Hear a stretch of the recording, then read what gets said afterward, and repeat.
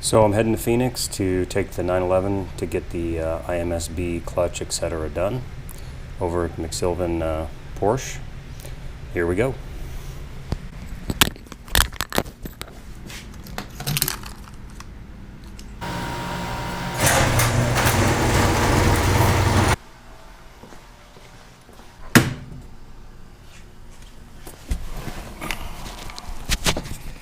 We're looking at about a 2.5 hour ride.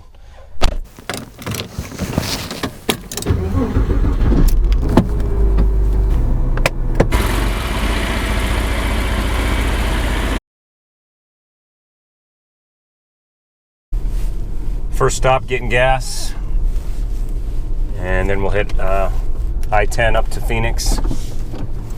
Shouldn't be too much traffic now since it's past rush hour, but you never know.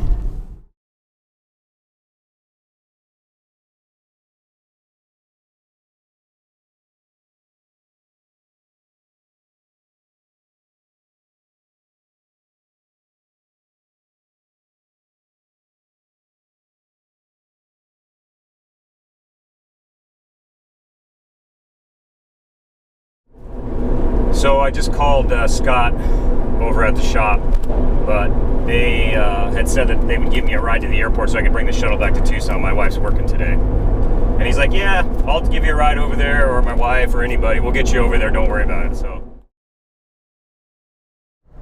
So the plan is today to drop the car off to get the IMS taken care of.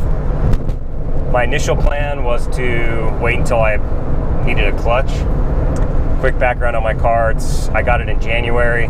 It's a 2002 C4 convertible. It has currently 112,600 miles. When I bought it, it had 108,700. I've had no issues with the car. There's no smoke, there's no leaks that I can find. The guy that I bought it from owned it just a very short time, about 6 months, and he bought it from the original owner who had it for 15 years. And I've got maintenance records that go back all the way to 2002 from her, and she took phenomenal care of the car.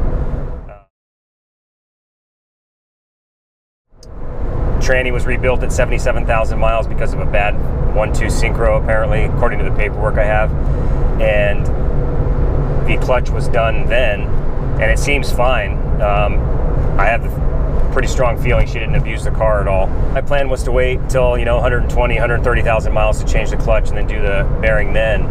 But a couple weeks ago, my ex-brother-in-law has a 01 Boxster, and 100,000 miles on his car, didn't have the IMS done, and it blew up on him. I decided just to do it. I'm looking at about $3,200 for everything.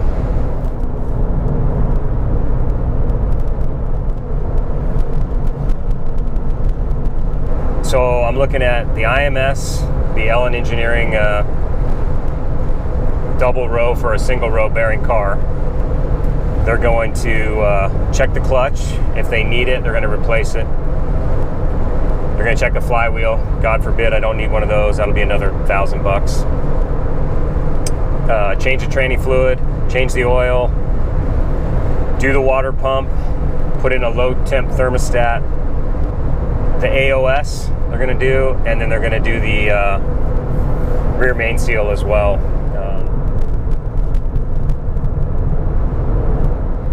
That's the plan. Hopefully they don't find anything else crazy in there when they're rooting around and everything goes well.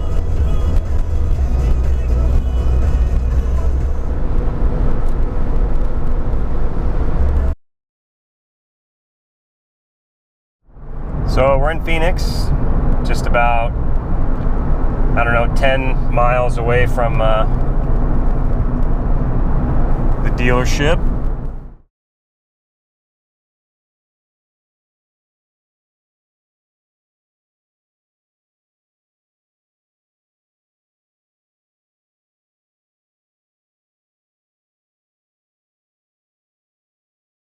They also use them to make... Arrived at Mcilvain Motors Scott's home. They really are.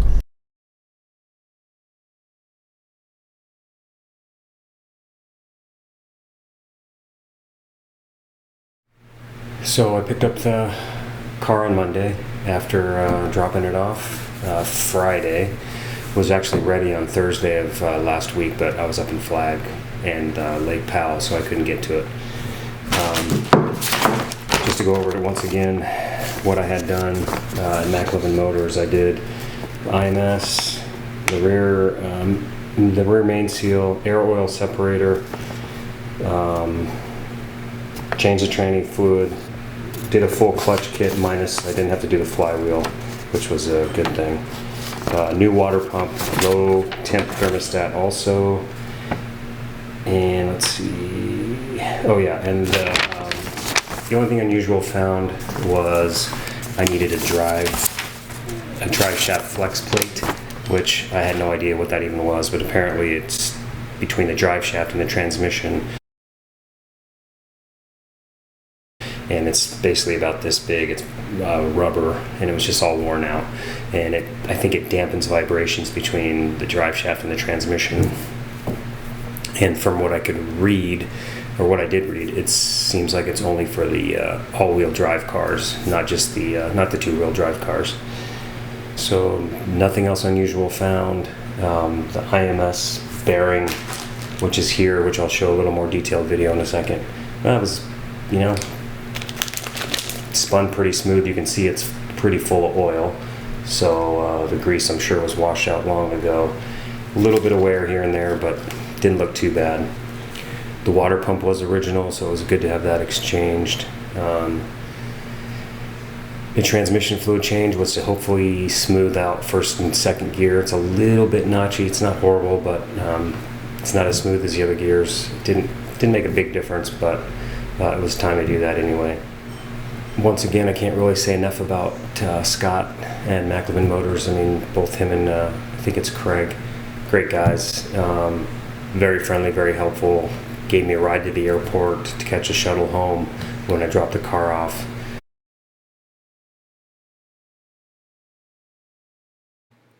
Here's a picture of the motor. Right in the middle is the RMS seal. You can see the rubber gasket there. That little part causes all kinds of problems. And then below on the bottom, that's the flange. And inside there is the IMS bearing. I'm going to mess around here with my IMS bearing. This is from my 2002 911 C4. Just had this removed up at Mcilvain Motors in Phoenix, and it doesn't spin continuously when you spin it, but it's not rough. And honestly, I don't really know what it's supposed to feel like. I've never felt the new one, but there's a little bit of, tiny bit of wear on the outside. So what I was going to do was open this up. Try to open it up anyway. My little dental tool, which that's not going to work. I can tell already that's not going to work, so I'm going to try to get something else. Let's see here. I don't know if I can even get this out of here.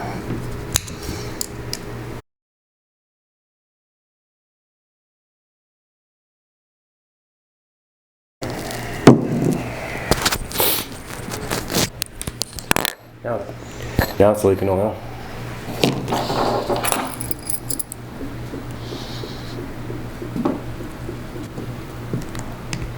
There we go. Got it.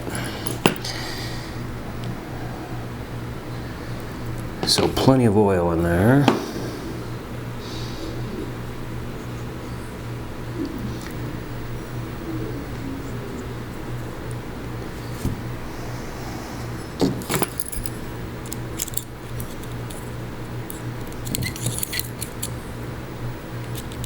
It all look intact. Here are 3 quick still shots of the bearing, 2 before I opened it up and then 1 opened up.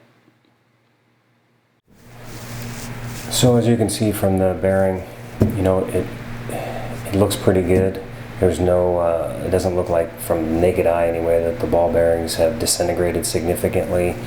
I've never had any, the last 2 oil changes have not had any flakes or anything since I've owned the car anyway. I haven't had anything in the filter. The talk is the higher mileage cars generally do okay with the IMS. if it hasn't been changed out. I think inevitably it's probably will fail. I mean, I can't say that for sure, but there are some higher mileage cars out there that have never had one done, but you know, it's just obviously a poor design on Porsche's part. I do feel better about having mine done now, and I feel better about the fact that the bearing itself looks fairly decent, even though all the grease is at this point out, and it's basically just being lubricated by oil. But I think that's kind of how it ends up with all of them, to be honest with you. So this Ellen bearing is in there. I think it's 75,000 miles they recommend it being changed. So whether or not I have the car at that point, I don't know. But I think when I do go to sell it in a few years, that this will be at least help in some way that I've had all this work done. So good luck to you if you plan on doing it. And if you're in the Arizona area, Mcilvain Motors is a great place to have it done. Cheers.